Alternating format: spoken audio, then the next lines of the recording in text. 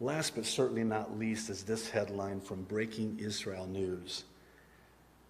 Hasidic rabbi, war of Gog and Magog already began in Syria. I think you understand why I saved this headline for the last, but I think this is the question that's now being asked. Namely, are we witnessing the fulfillment of the Ezekiel 38 and 39 prophecy vis-a-vis Russia and Iran in Syria with the oil as the spoil in Israel? I suppose another question that should be asked and is being asked is, are we also witnessing the fulfillment of Isaiah 17, Psalm 83, and with it Zechariah 12 and 14, all of which have the same common denominator? Syria is the catalyst, Damascus becoming a ruinous heap, the surrounding people in Zechariah 12, all conspiring in Psalm 83 to wipe Israel off the map, the Levant, they won't even call it Israel, and to set up a caliphate. Is this why the Palestinians have called for an intifada? Is this why Hamas has called for an intifada? Is this why the violence and the attacks against Jews on the Temple Mount is happening?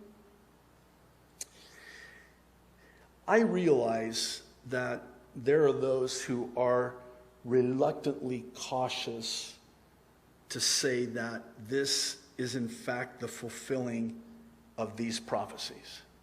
I read an article by a prophecy teacher who I have a great deal of respect for, that is choosing, and I understand it, and I appreciate it, he's choosing to err on the side of an abundance of caution, and he's reluctant to say, this is it. Personally, I'm finding it difficult to also say that. And I'll explain why. All that we now see taking place, chiefly in the Middle East, virtually fits perfectly, forming the perfect storm prophetically. And for me, it's a timing issue. It's a, if I can say it this way, a shelf life issue. There's an expiration date. Everything that is lined up today was not lined up several years ago, nor will it likely be lined up several years from now. It's that proverbial striking while the iron is hot. Now, is it possible that this is not it, and these prophecies are not being fulfilled at this time and will yet be fulfilled sometime in the future? Is that possible? Yes, certainly that is possible. However, here's why, personally, to me, while it may be possible, it's not probable. And I'll explain. 4 reasons. These are the main 4 reasons I believe personally that this is it. Number 1, if it's not it, then this massive oil discovery in Israel would, for whatever reason, need to somehow be rendered inconsequential. Either they can't get to it, or the price of oil is such that it's not feasible, economically advantageous, it would cost too much to get it. Certainly possible. I don't think it's probable, especially given the fact that this is 10 times larger than the largest oil find ever. Let me say that again.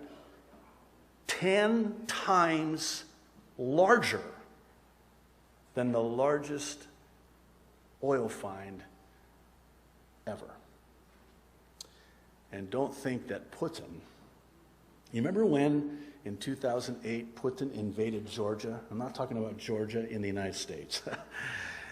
Invaded Georgia, you know why? Because that is the main line for natural gas throughout the region. It's all about the spoil. It's all about the natural gas. It's all about the oil. And if this is not it, then this massive oil discovery would somehow have to be taken off the table, if you will. Number two, Russia and Iran would need to pull out of Syria after giving Bashar al-Assad new life as they all return to the status quo. Now again, possible, certainly. Probable, I don't think so. You don't bring that much horsepower, so to speak. You don't bring that much military presence into Syria. And from some of the articles I've read, they have brought new definition to shock and awe. They are shocking the world, and the world is in awe of this Russian military and their strikes in Syria. So, if this isn't it, then somehow this has to dissipate, right? Wouldn't you agree? And because once you set in motion this unstoppable momentum, I think you would have considerable difficulty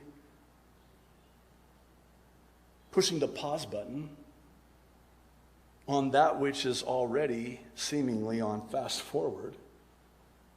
Isn't it amazing how fast all of this happened? I mean, you know, it used to be, I'll tell you, doing these prophecy updates, just even 2-3 years ago, used to be a lot easier on me. I used to get more sleep than I do now because there's just so much. I don't have to try to figure out what I'm going to talk about by way of a prophecy update. I have to try to figure out how I'm going to talk about everything within the amount of time that we have to talk about it.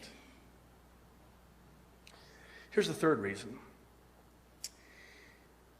The Islamic State, hell-bent, literally, on establishing a caliphate in the Promised Land, which, again, they call the Levant, would need to somehow be decisively defeated. I don't know how you do that. Oh, I thought Putin was going to.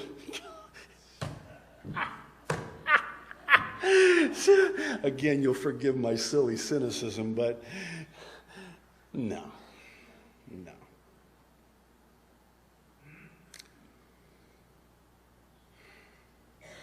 Here's the fourth reason. Hamas, Hezbollah, Al-Qaeda, et al. Would also need to be decisively defeated, because they all have the common satanic goal of destroying Israel.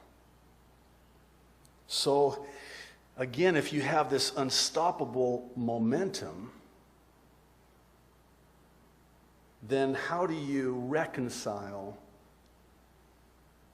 that this is not it? Again, possible, sure. Probable, not so sure. And here's the other thing. So too would the Palestinians need to be rendered inconsequential at best, or perhaps dormant at worst. Uprising? Maybe they've been dormant, and maybe Mahmoud Abbas, on the heels of Yasser Arafat, has wanted to put a kinder face. Of course, any face would be a kinder face than Arafat's, but sorry. And maybe it was sort of dormant for a season, but I think when you really understand what this intifada is intended to accomplish, I think it'll change your perspective.